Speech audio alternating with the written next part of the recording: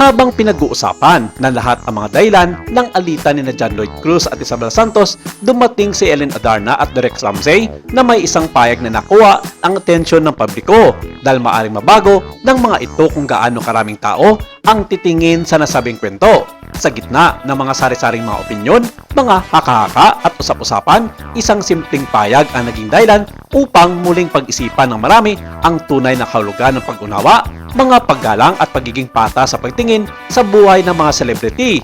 Ang pinagmulan at pinagugatan ng issue online ay ang mga atensyon ng publiko kina John Lloyd Cruz at Isabel Santos matapos lumabas ang mga chismis na nagmumungkahi ng mga aling tahimik na naghiwalay ang mag-asawa dahil nga sa third party.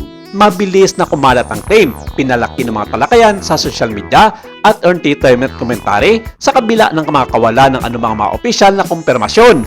Ang mga alingaw-ngaw ba ay batay sa katotohanan o ang mga ito ay isa pang halimbawa ng pagpaparagay na lumalampas sa katotohanan?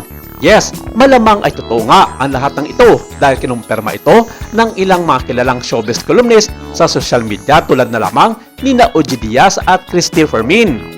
Hindi makakaila na napag-usapan ito ng gusto online dahil pagkatapos maibunyag ni Ogie Diaz at Christy Fermin ang kinalaman ni Ellen Adarna at Derek Ramsey sa nangyaring sigalot kina John Lloyd Cruz at Isabel, bumuhos ang mga samut-saring mga komento mula sa mga netizens. Marami ang sumang-ayon sa mga ito at sinabing tumpak ang balitang ito dahil ilang beses na umanong nakikitang magkasama sina John Lloyd Cruz at Ellen Adarna sa ilang mga okasyon at sa ilang mga kilalang resort sa Visayas na hindi matatanggi ang kanilang tamis na pagsasama sa kadahilanang dala nila ang kanilang anak na si Elias.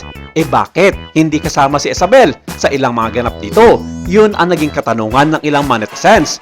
Pero laging napainit sa nasabing usapin ay ang naging reaksyon ng dating asawa na Ellen Adarna na si Derek Ramsey sa naturang issue. Ayon kay Christopher Min, wala man konkretong sagot mula sa kampo ni John Lloyd Cruz, Isabel at Ellen Adarna tungkol sa nasabing issue. Sinabi na mismo ni Derek Ramsey sa kanya na maaring totoo nga ang mga balita na lumalabas online. Hindi naman makakaila na malaki nga ang posibilidad na magkakabalikan sina Ellen Adarna at John Lloyd Cruz sa pagkataong ito dahil na rin sa mga koneksyon nito sa kanilang anak na si Elias.